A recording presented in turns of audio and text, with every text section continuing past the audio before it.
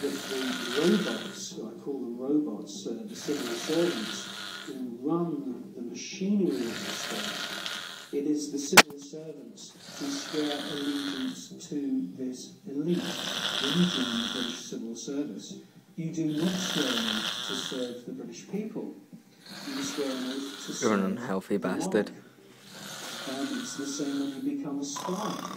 When you join MI5 or MI6 or any of the other DI or MI agencies, and there's many of them.